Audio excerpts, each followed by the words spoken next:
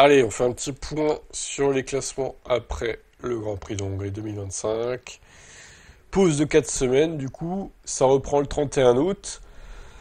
Bon, d'un côté, ça va faire du bien cette pause aussi, parce que c'est vrai que tout le monde est un peu tendu là, même les pilotes eux-mêmes, certains d'entre eux sont vraiment au fond du trou. Nous ne citerons pas de nom évidemment, mais vous voyez de qui je veux parler. On va pouvoir profiter de l'été, du beau temps, etc. Et eux aussi, donc tout le monde va revenir pour les 10 dernières courses à partir du 31 août 2025 à Zandvoort. Alors personnellement, j'ai mis 11 sur 20 à cette course, puisque malheureusement le Hungaroring, ça fait qu'on ne peut pas trop dépasser même avec le DRS. Vous avez vu le train Alonso, hein, c'était complètement lunaire.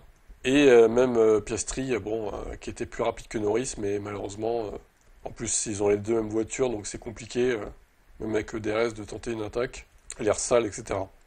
Bon, en tout cas, voilà, Norris a gagné. Il revient à 9 points de Piastri. Le suspense est maintenu pour la suite de la saison pour l'instant. On verra si c'est le cas dans les prochains GP. À noter que les Pays-Bas et Monza seront à suivre, hein, donc une semaine sur l'autre. Donc ces deux courses vont être cruciales aussi pour la suite du championnat. Bon, Verstappen, le grand perdant du week-end, hein, 2 points marqués seulement, avec une 9e place. Et regardez, George Russell qui revient à 15 points de lui. Il était à 28 points de retard et plus qu'à 15. Donc est-ce que George Russell peut aller chercher la pétro au classement de pilote? En vrai de vrai, ça me paraît compliqué quand même. Mais bon, on sait jamais. Leclerc a marqué 12 points. Malheureusement pour lui, il a perdu le podium et ce duel contre Russell, il tourne toujours à l'avantage de l'anglais.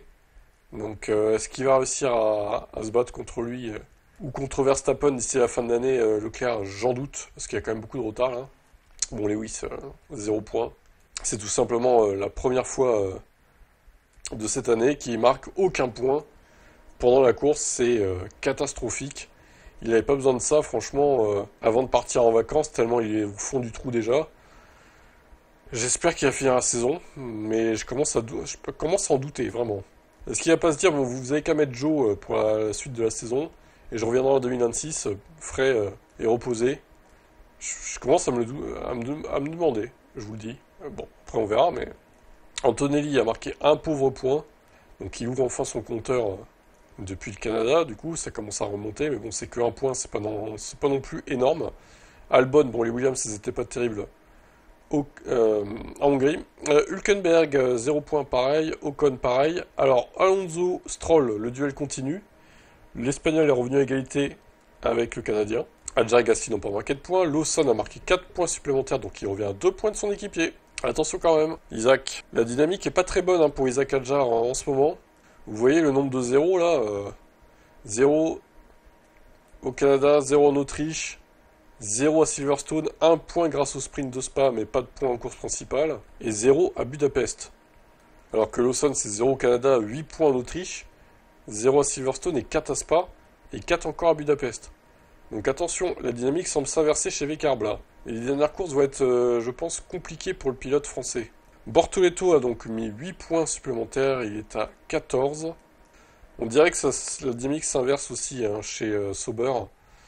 Mais en même temps, Hülkenberg a tellement scoré de points en première partie de saison, je pense pas que Bortoletto le rattrape, pour être honnête, ça m'étonnerait. Il faudrait vraiment qu'il aligne les très bonnes courses jusqu'à la fin, Bortoletto. Après, ça reste possible, hein, mais j'en doute. Bon, Tsunoda n'a pas remis de points, Biermann non plus. Et les Alpines, Colapinto et Douane, Douane est viré, mais Colapinto n'a toujours pas marqué de points. Voilà, un nouveau doublé chez McLaren, 559 points. Ils écrasent littéralement la saison, c'est incroyable. Ferrari a mis 12 points, donc ils sont à 260. Et on a Mercedes qui est derrière. Ils sont 24 points derrière Ferrari, ce qui est pas non plus énorme. Ils ont repris d'ailleurs 4 points là, sur Ferrari. Donc à voir comment ça va tourner. Red Bull par contre, ils vont finir P4, hein. Je crois que c'est acté maintenant. Il n'y a plus aucun espoir. Williams a pas remis de points, mais Aston a marqué 16 points en un coup. C'est sa meilleure perte de la saison, Aston Martin. 52, il passe devant Sauber d'ailleurs, qui eux-mêmes ont accru leur écart sur Racing Bulls. Par contre, c'est Alpine, mauvaise dynamique là, hein. Mauvaise dynamique. À mon avis, ça va faire 9 et 10 à la fin. En fait, le problème, c'est qu'ils peuvent faire des bons coups, mais ils sont trop inconstants. Et Alpine, franchement, c'est encore pire. Donc, voilà. Bon, bah voilà. Bon, du coup, ces 4 semaines, pendant ces 4 semaines, il y aura toujours des news hein, sur la chaîne, comme d'habitude. Certaines semaines, il y aura peut-être moins par jour que d'autres. Je verrai selon l'actu. Parce que si c'est pour nous raconter toujours des trucs dont on sait déjà ou qui sont sans intérêt, ça sert à rien de faire des news non plus, quoi. Donc je verrai, je trierai selon ce qu'il y a.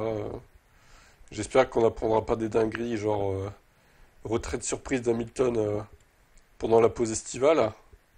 Il manquerait plus que ça encore. Ça serait terrible.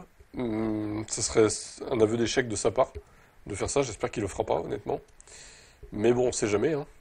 Donc on va se dire, ouais, il y aura toujours 4 news par jour, peut-être 3 certains jours. On verra selon l'actu du moment. Et puis sur F1 Tib, hein, toujours au moins 2 actus par jour minimum. Ce sera voilà, le contrat, quoi. Avec des actus Hamilton, justement, Mercedes, Ferrari, etc. Leclerc aussi. Allez, bye!